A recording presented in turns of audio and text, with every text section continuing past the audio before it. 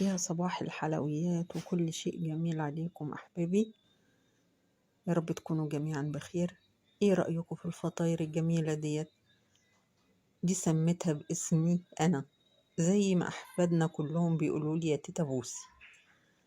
كل تيتا تعملها لأحفادها أو لأولادها تتسمى باسمها. هي أصلا من المنصورة، أصلها الفطيرة دي بتاعت أحمد أمين من المنصورة من عندنا، بس هم أطلقوا عليها الأيام دي فطيرة ست كريمة. سهلة وسريعة وجميلة جدا. بصوا، أنا أول حاجة بدأت بيها هي المعقود، طبعا عشان يبقى بارد ومتلج. حطيت 2.5 كوباية سكر، حط عليهم 2 كوباية مية بالظبط. أنا مش عايزاها لا شربات تقيل قوي زي بتاع الكنافة، ولا خفيف قوي زي اللي بنعمله للجلاش العادي، لا. أنا عايزاها وسط، عايزة الشربات بتاعها يبقى وسط، لا تقيل قوي ولا خفيف قوي. اديني حطيت اول كوباية مية وهحط التانية وارفعها على النار بدون ما المسه خالص، ولا بدوب سكر ولا بعمل اي حاجة خالص، ما بجيش ناحيته، بسيبه هو يغلي مع نفسه. اول ما بيغلي بروح نازلة عليه بالفانيليا بتاعته. حطيت باكوين فانيليا اهم وهو بيغلي على النار اهو. وبحط ليمونة، بس عشان الليمونة يعني هو ممكن نص ليمونة، بس الليمونة اللي كانت معايا صغيرة وميتها قليلة مش كتيرة يعني، عشان كده حطيتها كلها. وسبته حوالي زي 7 دقايق كده على النار بيغلي، وطفيته وسبته بقى يبرد براحته خالص.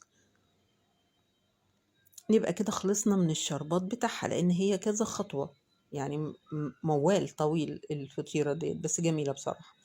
طلعت مورقة وجميلة جدا، وطعمها يعني حاجة فوق الوصف بصراحة. خلاص يا ستي، انت هتحلي في الليمونة. بس كده الشربات جاهز معايا. جبت 1.4 كيلو لبن، دول 1.4 كيلو. حطيت لهم 2 معلقة سكر بس، مفيش غيرهم، عشان انا مش بحب القشطه الكدابه دي تبقى محليه. هي مش كدابه ولا حاجه على فكره، دي كلها قشطه. اللبن اصلا اللي عندنا احنا بيجي لنا ما شاء الله كامل الدسم، او يعني قشطته ما شاء الله كتير. حطيت حوالي زي 4 معالق دقيق اهوت، بدوبه مع البارد، انا لسه ما ولعتش البوتاجاز خالص. بدوب كل دوت على البارد لغايه ما يختفي الدقيق تماما في قلب هتسألوني وتقولوا لي انت بتعمليها بالدقيق ليه ما بتعمليهاش بالنشا؟ هقول لكم ليه. لان انا هسقيها هحطها في قلب الجلاش، فبيبقى ملائم جدا الدقيق مع طعم الجلاش، لان الجلاش من الدقيق، فبتبقى ملائمة جدا وبتجيب طعم القشطة، خاصة لما تحط لها قشطة كمان. يعني اللبن دسم جدا وفيه قشطته، وفي نفس الوقت انت هتحط لها قشطة. انا حطيت حوالي 2 معلقة قشطة كبار، طبعا خلوا طعمها رائع رائع رائع جدا. بدأت تتخن معايا اهوت، بحاول افكك القشطة في قلب اللبن وهو سخن اهوت. بس خلاص، بمجرد ما تعمل تكتكة خفيفة وبتعمل بقليل كده على الوش، بعرف خلاص انها استوت تماما والدقيق استوى جوه اللبن.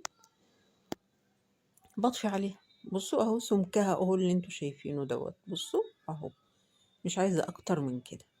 هي هتتخن وهتمسك روحها بمجرد ما تبرد. هصبها في قلب صينية، لان طبعا الكم ده كبير عندي، وطبق ما فيش طبق كبير بالحجم ده وتصبها فيه، فصبيتها في قلب صينية مربعة.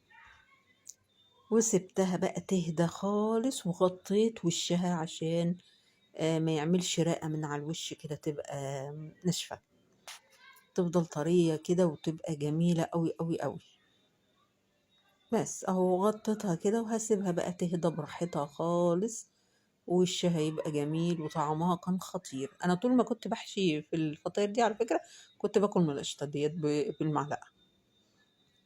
انا بحبها جدا القشطة الكدابة دي قوي قوي، احلى من المهلبية اللي احنا بنعملها كمان، لان يعني يعتبر ما فيهاش سكر، فبتجيب طعم فعلا القشطة، خاصة لما تكون دسمة جدا. انا جبت معايا بقى لفتين جلاش، مش لفة واحدة. ومعايا السمنة بتاعتي طبعا البلدي بقري بتاعتي اللي انا بستعملها. بصوا، انا اللي لقيت اول لفة معايا الجلاش سميك شوية، فحطيت ورقتين يعني اكتفيت بورقتين بس لانها تخينة، حسيت ان الاتنين مكان 4. بدهن بين كل رقة ورقة اهوت، وبحط حتة صغيرة من الجلاش مربعة كده في الوسط عشان تبقى هي متحملة المهلبية او القشطة الكدابة اللي هتتحط في وسطها اهي. بحط حوالي 3 معالق 4 معالق كده في الوسط بس من القشطة الكدابة ديت. هي مش كدابة ولا حاجة، ده والله ده هي جميلة جميلة جدا. بس وبقفل عليها من الأجناب عادي جدا كده، وأطبقها وأدهنها برضو سمنة عشان تطلع مورقة وجميلة. ببتدي أطبقها أهوت، كل ما بطبق ناحية بقى أدهنها سمنة بس، وأطبق التطبيقة الأخرانية أهي طلعت مربعة وجميلة أهيت، وبص متماسكة ولا اتقطعت ولا أي حاجة خالص. التانية برضو هعملها معاكم أهو زيها بالظبط. برضو اللفة اللي أنا فتحتها ديت برضو اللي أنا فتحتها في الأول سميكة برضو، يعني بتحس إنها تخينة شوية مش رقيقة. اللفة التانية طلعت رقيقة، عشان كده حطيت 4 فوق بعض مش 2.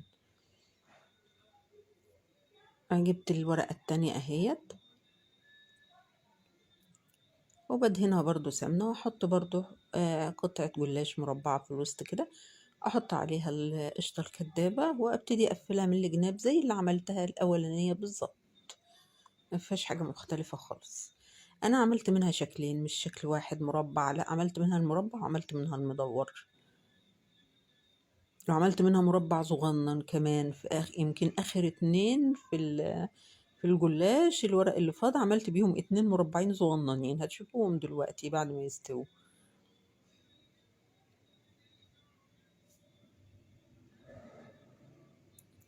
بس بطبق كده الجناب، وبرضه بديها فرشة سمنة عشان تبقى مورقة وجميلة. بس بصراحة هي يعني بتاخد سمنة كتير، يمكن عشان أنا عملت لفتين ممكن، بس هي بتاخد سمنة كتير بصراحة.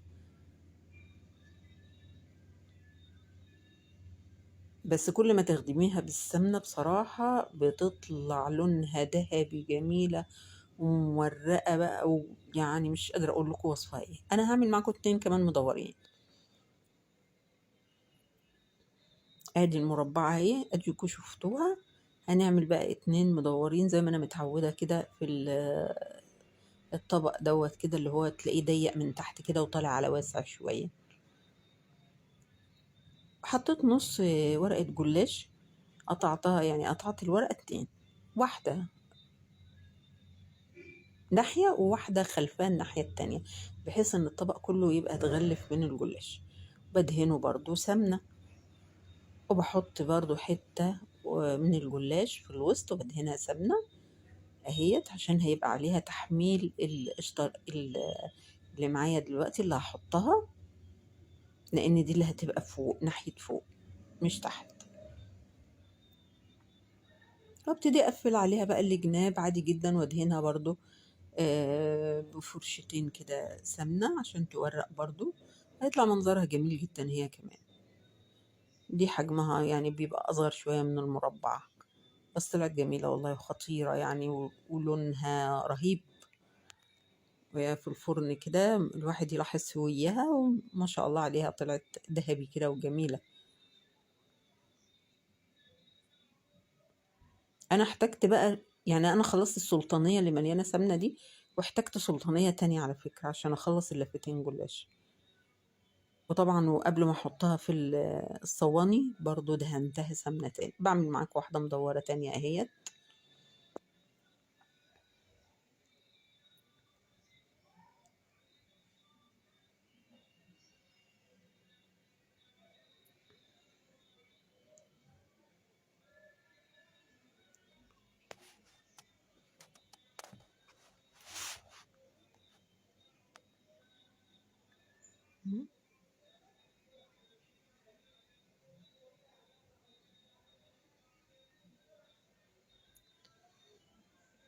احط فيها برضو الجلاش بتاعها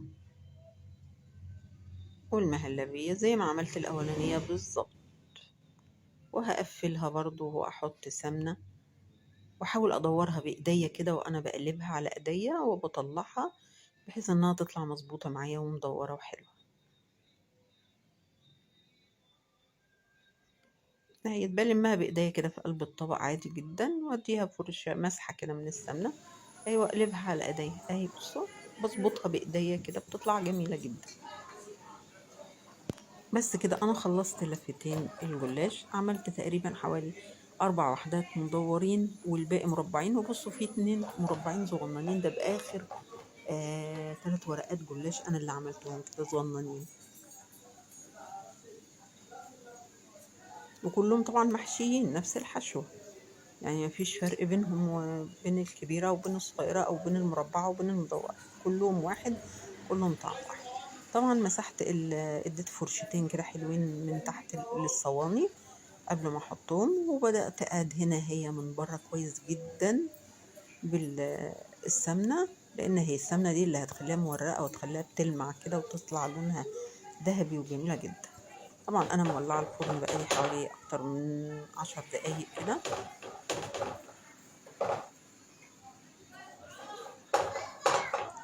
هدخلها الفرن بقى بإذن الله. يعني هي ما خدتش معايا اكتر من هقول يعني حوالي ايه، كملتش الربع ساعة. بدأت أبص عليها، ولعت نور الفرن وطبعا شغلت لها المروحة عشان توزعها توزع الحرارة على الصواني كلها. وبقيت أولع النور بتاع الفرن وأبص عليها من بره. مجرد ما لقيت الطروف احمرت كده ومن فوق بدأت تدي اللون الأصفر الفاتح، رحت طفي على طول الفرن ورحت مولعة الشواية ورحت منزلاها تحت خالص. في دقايق كانت احمرت. انا بقى هعمل ايه دلوقتي؟ هعمل صوص شوكولاتة بس اقتصادي جدا. انا حطيت 3 معالق سكر، وهحط معاهم حوالي 2.5 معلقة كاكاو. كاكاو خام من اللي هو الاسباني اللي انا بحب استعمله، بيجيب طعم الشوكولاتة بالظبط. وبحط معلقة دقيق او 2 معلقة دقيق، مش مليانين قوي يعني، بس ال3 دول اللي هعمل بيهم حطيت نص كوباية مية. انا بدوب على البارد، انا لسه مولعتش البوتاجاز خالص، بدوبهم خالص لغاية ما يختفوا كلهم مع بعض، وما لاقيش دقيق وما لاقيش سكر ولا الكاكاو كله ما فيهوش اي تكتلات. بس ابتدي اولع عليه بقى بمجرد ما كل ده يختفي مع بعضه. اولع بقى البوتاجاز بتاعي ويا دوب تقلبتين كده هتبص تلاقيه هو قوامه معاك مع الواحد بدأ يتخن شوية.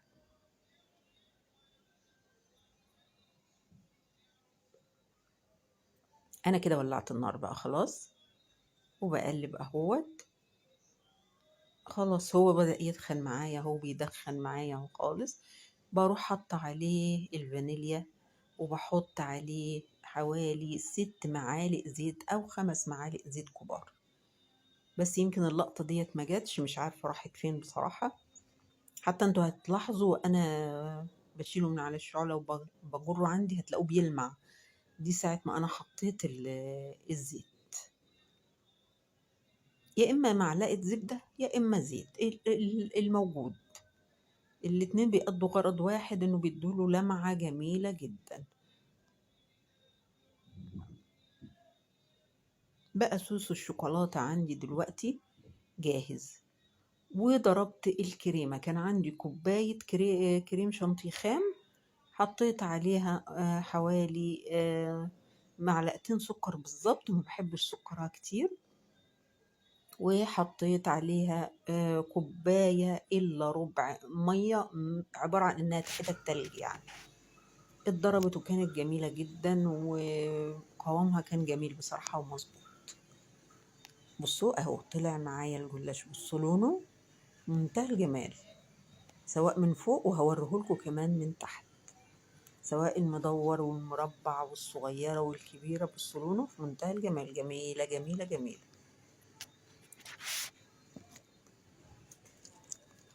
اوريهولكوا من تحت دلوقتي لونه ايه كمان من تحت. لونه تحت زي فوق، يمكن من تحت كمان احلى من فوق كمان.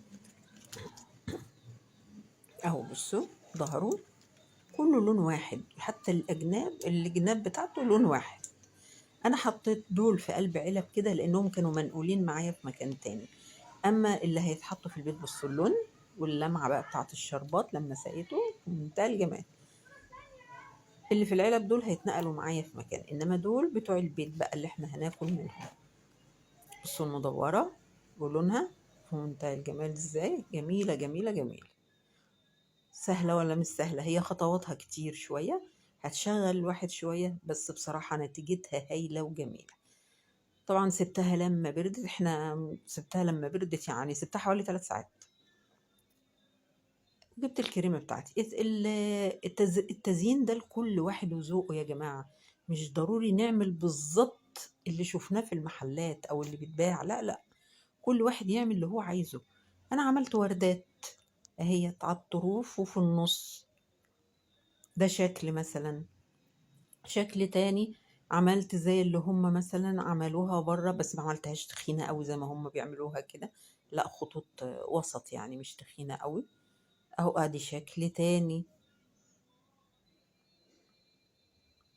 بالكريمة.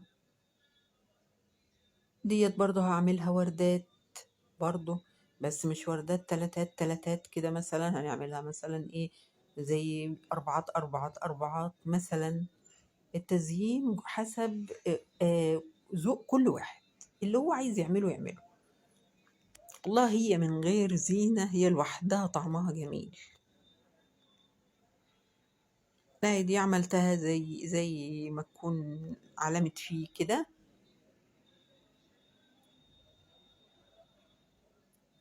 مش عارفة فيه ايه بالظبط، النت فيه ايه اللي حصل، الصورة بتقف فجأة وبتشتغل فجأة.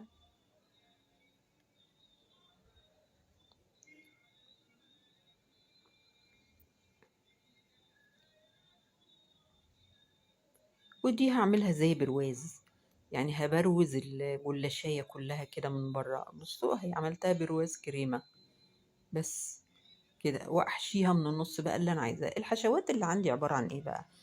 انا هقول لكم. انا كان عندي مانجا متشالة من السنة اللي فاتت متخزنة. دي كانت مانجا نعومي، النعومي الكبيرة الحلوة ديت اللي بتدي اللون البرتقاني الغامق، كنت مقطعاها شرايح اهي في ايديا اهي.